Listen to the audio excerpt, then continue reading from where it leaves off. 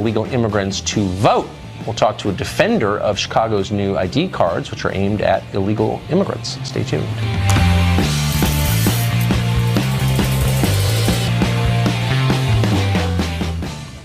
Senator Chuck Schumer has announced he's voting against one of President Trump's judicial nominees. Of course, that's his right to do that. Schumer might believe the nominee, who's named Marvin Quattlebaum, is unqualified for the job. He might disagree with Quattlebaum's judicial philosophy. He could simply oppose every nominee Trump makes to the courts. That's fine. But Schumer didn't pick any of those reasons for opposing Quattlebaum. Instead, he said he's opposing the nomination because Quattlebaum is the wrong color. For real, watch. The nomination of Marvin Quattlebaum speaks to the overall lack of diversity in President Trump's selections for the federal judiciary. Mr. Quattlebaum replaces not one, but two scuttled Obama nominees who were African American. The Trump administration, like in so many other areas, is taking a giant step backward, this time when it comes to diversity of their nominations. I'll be voting no on the Quattlebaum nomination. So he shouldn't have the job because he's the wrong color? You thought this principle was settled 50 years ago, but on the left, it isn't and never has been. Treating people differently just because of their skin color is wrong, and reducing people to members of their race is wrong. It's a cul-de-sac, by the way, and leads to the worst, most divisive, in the end, most violent kind of politics. Chuck Schumer is apparently a throwback to the Democrats of the segregation era. Sadly, he's not the only one. For the last two nights, we've covered Chicago's City Key ID card, which is specifically designed to appeal to illegal immigrants. It was designed with them in mind, for them. The mayor of that city, Rahm Emanuel, has said so repeatedly. And yet, that card will also serve as valid ID for voter registration, which of course opens the door to illegal voting, which is the point. The city doesn't seem to care. In fact, as we just said, they're encouraging it. Austin Goolsbee is an economics professor at the University of Chicago, and he joins us tonight, and I think a friend of Rahm Emanuel's. So, Austin, thanks for coming on. So this seems like a challenge to the idea of democracy, which is that the people of the country, its citizens, ought to run the country. It seems like an invitation to foreign interference in our elections. And I don't think there's any misreading it. I mean, the city is issuing this to illegal aliens. They've said that out loud. They're not requiring proof of citizenship, obviously, to get it. And yet they're not requiring proof of citizenship at voter registration either. And this card is enough. So, like, there you have it. They're creating a pipeline to illegal voting, to voter fraud. They aren't, Tucker. I'm your friend, and we have had many debates on immigration. Here, I think you're just confused. All an ID does is allow you to verify your identity, that you have the name that you say you have. It does not enable you, it does not make you eligible to become a voter any more than if a non-citizen is serving in the military, they are issued a military ID. That is a valid form of government-issued identification that if they were a citizen, they could use it to register to vote. But we should not object to the military issuing a military ID. But this actually isn't about, hold on, this is not about, it's not about the military. And there aren't a ton of illegals serving in the military either, just as a factual matter. But here's the point. If I have this card and I'm here illegally, I'm a non-citizen. Maybe I'm here legally, but I'm still not a citizen.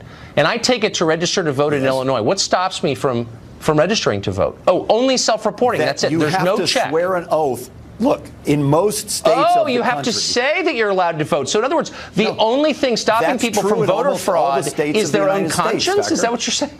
I mean, look, tell me another. That you commit a felony. It's that you commit a felony. So if I leave a tray of Rolex watches on the sidewalk, and my view is, well, people can't take them, that would be a felony, should I really expect no one will take one? There's nothing about Illinois that is distinctive about that. That is the case in almost all the states of the United States. Oh, that they issue government ID cards specifically designed for illegal aliens? When you register to vote.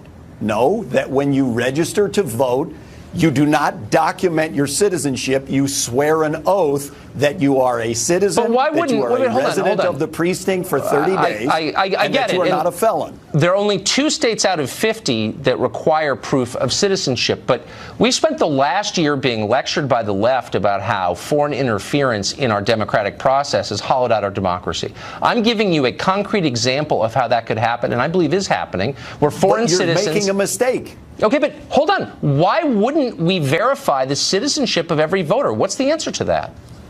The answer to that is because there are a large number of people, probably in the millions, who do not have that kind of citizenship. Only a third of the country has a passport. So you would disenfranchise millions of American citizens slow down. You who don't are need not a passport. able Hold to on. document their citizenship. That's wrong.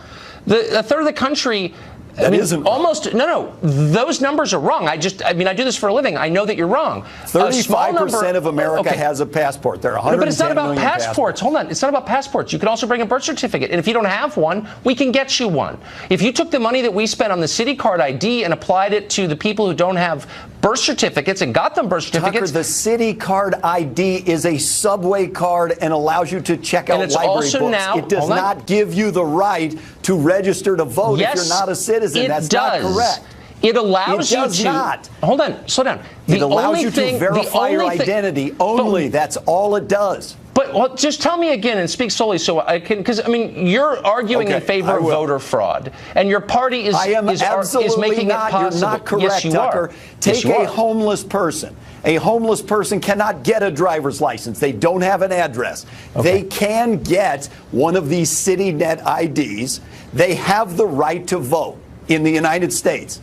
They can use that and go down and verify their identity. So let me ask you this. Hold on. Let me ask you this. If they're not a citizen, they can't register to vote. That is a felony. But actually, they can. They're not allowed to, but they do. People are not allowed to rob liquor stores, but they do. I'm not sure if you're aware of that. They weren't allowed to be here in the first place, and yet they are. They broke our laws. So the onus is on us, if we care about the integrity of our elections, to do something to make sure that only people allowed to vote can. Criminal court. Tucker, don't ban these IDs, I have a real question. Which are designed to allow people to check out books from the library, to ride on the subway when they can't get a driver's license. Look, that is not the point, and it's not the topic under discussion right now. The topic is, are we making it easy for people to vote? These IDs. So hold on. But now they're saying the IDs are valid for voter registration. So my question is, why don't we spend, and I'll contribute to it, a little bit of money verifying that everyone who votes, if we care about the sanctity of our elections, which the Democratic Party does not, and we both know they don't, but if we're pretending we do, then why don't we make sure that they're citizens voting? Why not? Why not try that? I understand that argument, and it would apply to 48 different states, not just to the city of Chicago. I agree completely. I believe so why aren't we doing that? The reason we do not have a blanket rule of that